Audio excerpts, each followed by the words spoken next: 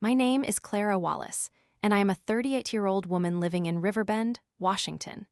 I have spent my entire career dedicated to reviving failing companies and molding them back into success stories. I have always been good at my job. People often say I have an innate talent for spotting problems and implementing effective solutions. 2 years ago, I was brought in to breathe life back into a company that had been reduced from 50 employees to just 3. They specialized in custom, high-precision small batch parts, but their reputation and morale had taken a nosedive. I quickly got to work restructuring the entire operation to make it efficient. After countless hours of research and hard work, I transformed the company into a thriving business, generating $10 million in revenue, with goals set to gain $100,000 of profit for each employee benefiting our parent organization. It was the achievement of a lifetime, but amid this success, there was one person who stood in my way: Bob, an employee I hired shortly after arriving. He had a few skills, but he was not the powerhouse I needed for our transformation. I made it clear to Bob that he had 2 months to find a new job.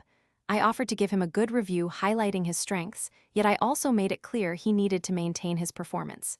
To Bob's credit, he didn't let me down completely. He put in effort during that time, even if it was by no means exceptional. Eventually, he secured a position with our partner company. He didn't even think to use me as a reference, but I figured it was for the best at that point. Years passed, and I kept seeing Bob at various industry events. Each encounter felt strained and awkward. Our conversations were polite but brief, with an underlying tension. I had moved on to new adventures, leaving the company in capable hands, and watching them adapt to challenging times like the pandemic was bittersweet. I felt proud of the groundwork I had laid, but I was not prepared for what would happen next. During one visit to the partner company, I was greeted by both Bob and Charlie, my main contact.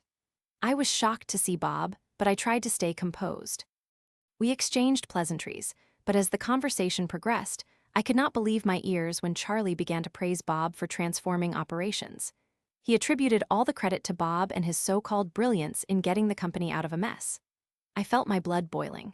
Every single transformation had been my doing, and yet here was Bob, collecting accolades that belonged to me.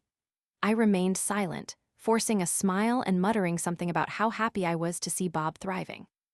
But inside, I was seething. Time flew by, and I occasionally ran into Bob. Each encounter was performative, like actors in a play, both of us putting on a show for the world while masking our true feelings of disdain for one another. Things took a turn when I left the company to seek out new opportunities. To be honest, I thought I had left it in a strong position. I kept in touch with the new general manager, someone I had brought into the fold and trusted significantly. As fate would have it, I later learned that Bob lost his job after years of coasting on my success. He applied for a prestigious role at my former company. This time, instead of a passing wave, I received a call from the general manager who was keen to learn more about Bob. He was ready to hire him, impressed by the claims of transformative work that Bob had supposedly done. I felt both anxious and exhilarated. I knew I had to be truthful. I couldn't let Bob take the credit for my hard work one more time. I laid out the facts, detailing Bob's performance during my tenure or lack thereof. The conversation was brief, but the effect was profound.